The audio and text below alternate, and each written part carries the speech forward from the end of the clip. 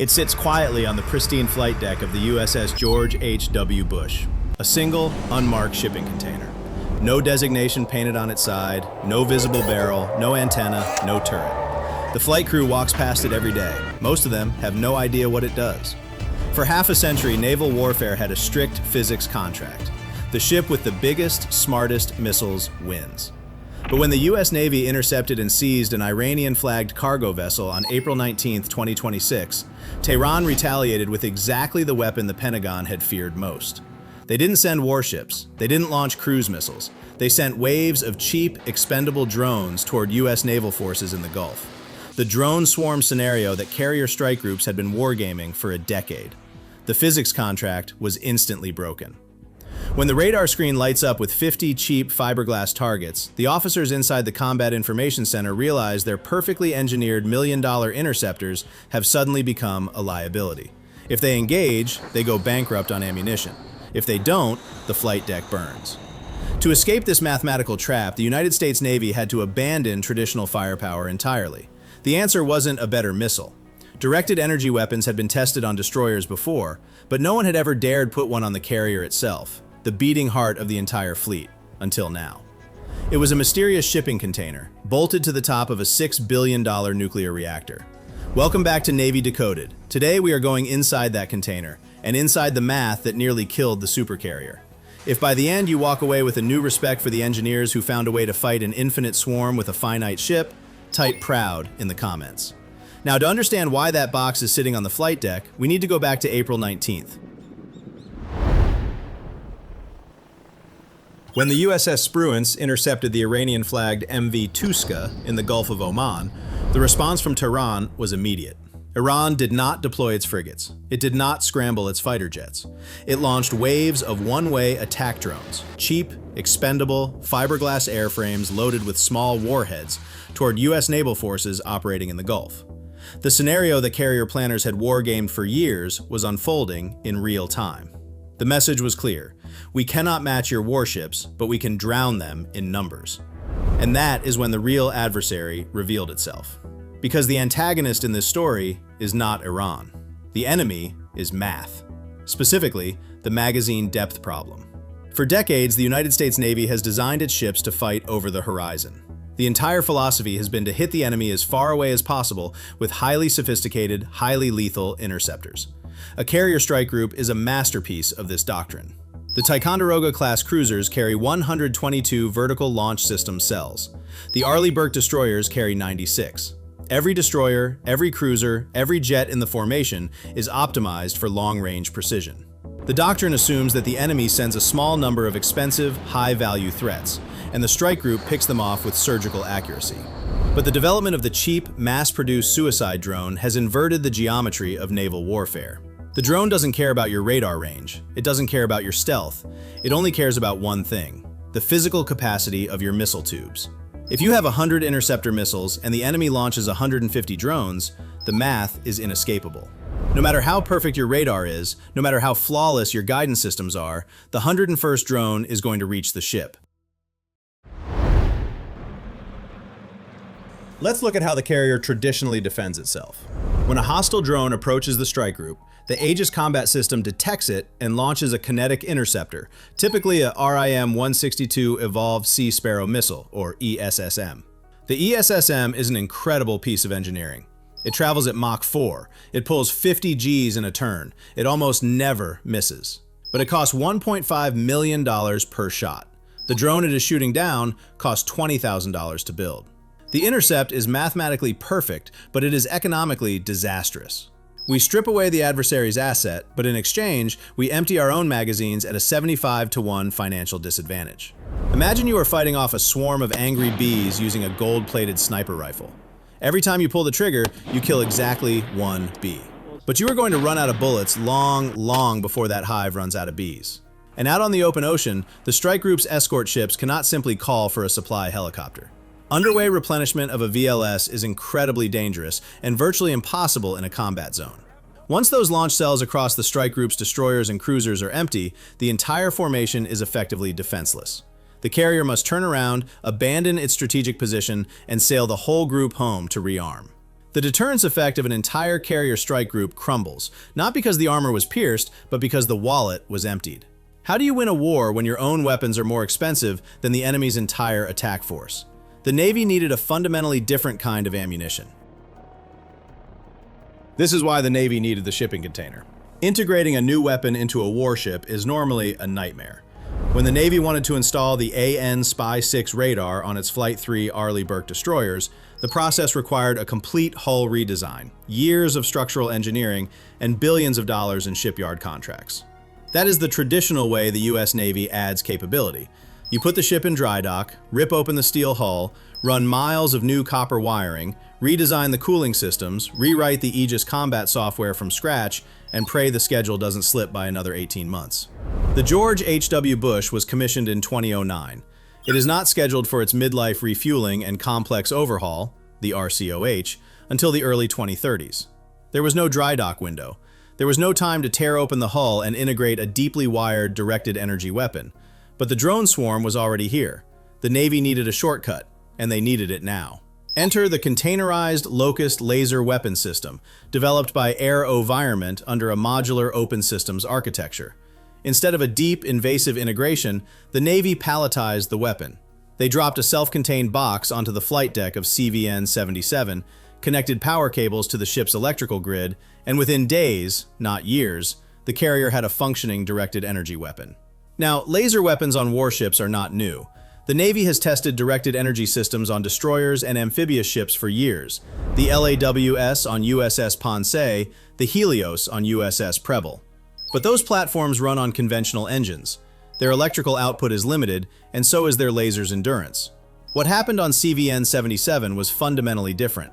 This was the first time a laser weapon was mounted on a nuclear-powered aircraft carrier, the single most energy-rich platform in the United States Navy. The Nimitz-class carrier is powered by two A4W nuclear reactors. Those reactors generate a staggering amount of electrical power that can now be fed directly into the LOCUST system. By bolting this container to the deck, the Navy turned the carrier's nuclear engines into an ammunition factory that never shuts down. We strip away the immense over-the-horizon range of a kinetic missile like the ESSM. The laser has to let the target get dangerously close. But in exchange, we buy back our endurance. As long as the nuclear rods are hot, the carrier has ammunition. And the cost per shot? Roughly $1. The price of the electricity consumed to fire the beam. The Navy reversed the 75-to-1 financial disadvantage and turned it into a 20,000-to-1 advantage.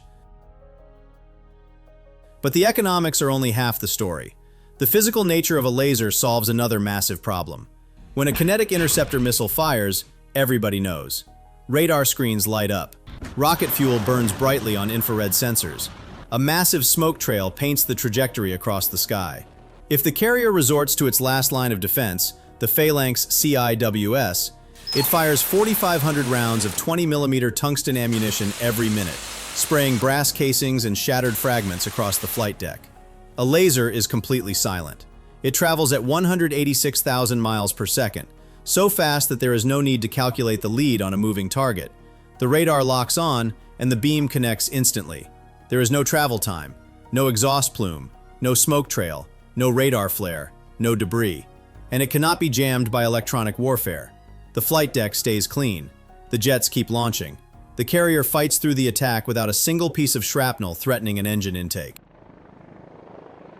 But here is where we need to correct the Hollywood version of what a laser weapon does. Because a laser is not a magic wand, and understanding its limitations is just as important as understanding its strengths.